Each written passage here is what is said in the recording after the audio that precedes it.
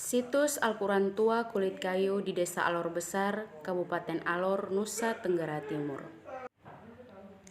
Sejarah masuknya Al-Quran Tua Kulit Kayu di Desa Alor Besar. Al-Quran Tua Kulit Kayu yang berada di Desa Alor Besar, Kecamatan Alor Barat Laut, Kabupaten Alor, Provinsi Nusa Tenggara Timur, berasal dari Ternate atau Maluku Utara. Pada masa Kesultanan Gapi Berguna II 1432 sampai 1465 Masehi, muncullah penamaan perahu yang dinamakan yang saat itu dipergunakan sebagai pengangkut kayu manis yang merupakan komoditi perdagangan Kerajaan Ternate dengan dunia luar. Penamaan perahu Tumanina ini tidak ditemukan lagi di masa-masa setelahnya. Perahu jenis inilah yang nantinya dipakai oleh 5 gogo bersaudara untuk berlayar menuju ke negeri-negeri di bagian barat dalam rangka syiar agama Islam. Belum diketahui secara pasti tentang kapan mulai dilakukan ekspedisi 5 gogo bersaudara menggunakan perahu Tumanina keluar meninggalkan Ternate, namun dari beberapa sumber yang referensinya sudah beredar di beberapa media, terdapat kesamaan persepsi tentang waktu keberangkatan 5 gogo bersaudara, yakni setelah kedatangan Portugis di Ternate pada tahun 1511 sampai 1512 Masehi.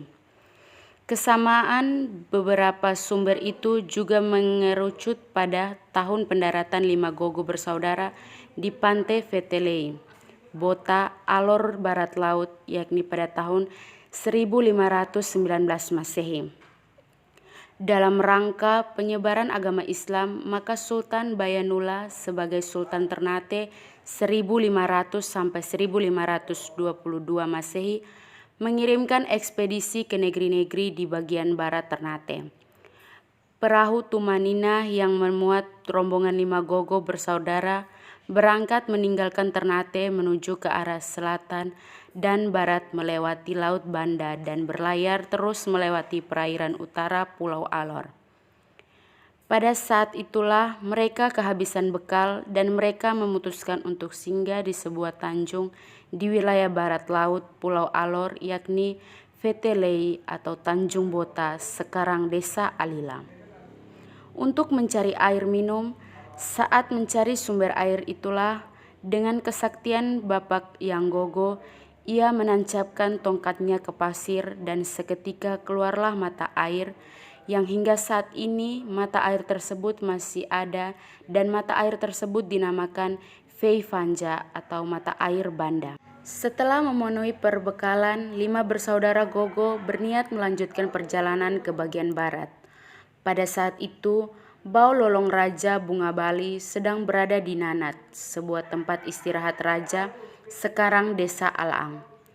Ia melihat sebuah perahu layar yang berlayar menuju arah barat dan dengan kesaktiannya, sang raja melambaikan tangan untuk memanggil perahu tersebut dan seketika perahu tersebut berlayar mundur sampai tiba di pantai Nanat, tempat Raja Bau Lolong berada.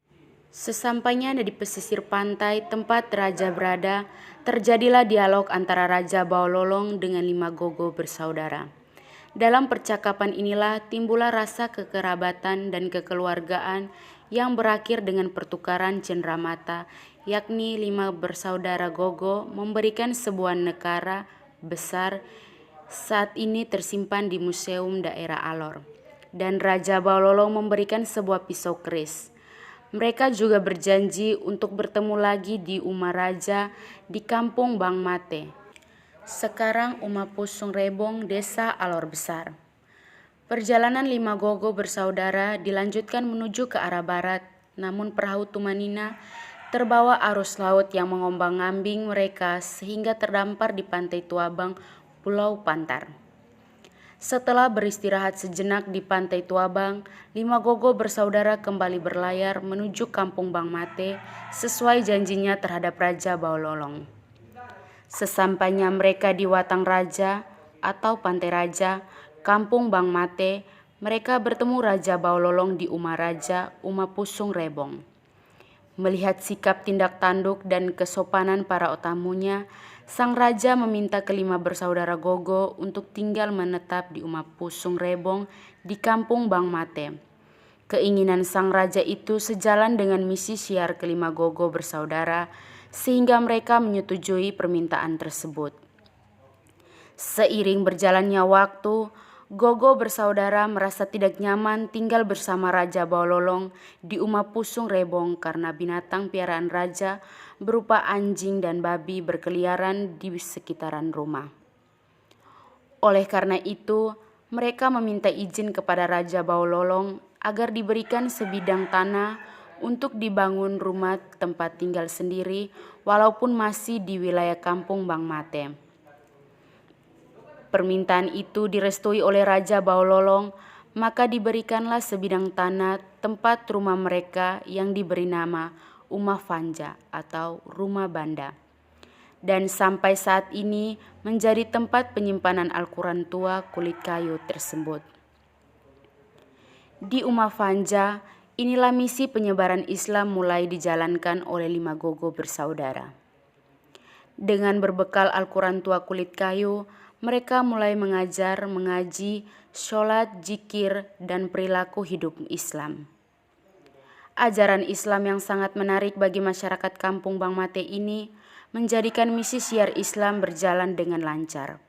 Dan karena jumlah pengikut semakin banyak, maka 5 Gogo bersaudara meminta sebidang tanah kepada Raja Baololong untuk dibangun tempat belajar mengaji dan pusat kegiatan Islami di kampung Bang Mate.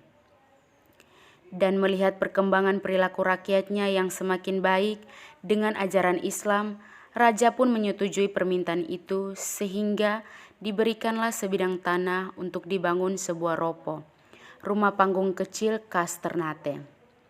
Ropo ini adalah cikal bakal masjid Bau Busola Desa Alor Besar. Sejak saat itu, semua bentuk kegiatan keagamaan tidak lagi dilakukan di Rumah Fanja dan dipindahkan di ropo. Dari ropo kecil inilah cahaya Islami lewat Al-Quran tua kulit kayu terpancar dan tersebar ke wilayah-wilayah di sekitarnya. Dengan berjalannya waktu, 5 Gogo bersaudara merasa bahwa rakyat kampung Bang Mate sudah mengetahui dan memahami ajaran Islam, maka mereka merencanakan untuk melanjutkan perjalanan syiar agama Islam di tempat lain. Namun rencana kepergian mereka tidak disetujui oleh Raja Baololong, dan untuk mencegah kepergian mereka, Raja berniat menikahkan salah seorang dari 5 Gogo bersaudara dengan putri Bui Haki, seorang putri bangsawan saudara Raja. Sesuai kesepakatan 5 Gogo bersaudara, maka Iang Gogong menikah dengan putri Bui Haki dan tinggal menetap di Alor Besar. Setelah pernikahan Iang Gogo dengan putri Bui Haki terlaksana, keempat saudara Gogo, Bapak Iang Gogo, melanjutkan perjalanan syair Islam ke tempat lainnya. Saat itu, dari keempat orang bersaudara, hanya 3 orang yang mendahului keluar dari kampung Bang Mate, yaitu Ilyas Gogo pergi ke Tua Bang Pandai, Jo Gogo pergi ke Baranusa, Bai Gogo pergi ke Solor, Flores Timur. Sedangkan saudara bungsu mereka, Kilmes Gogo, masih bertahan dan tinggal bersama Iang Gogo di kampung Bang Mate untuk menyebarkan ajaran Islam. Namun tidak berapa lama kemudian, Kilmes Gogo juga melanjutkan perjalanan syiar Islam dengan perahu Tumanina menuju ke arah timur, yang akhirnya mendarat di Lerabaing di wilayah Alor Barat Daya.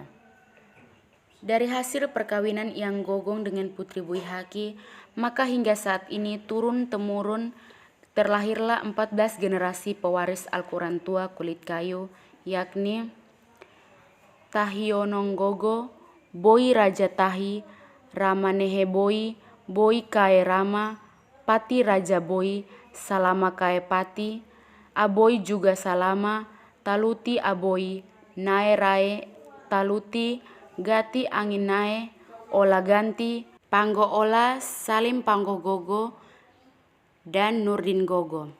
Nurdin Gogo merupakan generasi ke-14. Beliau mempunyai seorang istri bernama Siti Murni Haji dan seorang putri bernama Chandrawati Gogo. Demikianlah riwayat singkat masuknya Al-Quran Tua Kulit Kayu ke Pulau Alor dan sekitarnya dan berkembang hingga saat ini.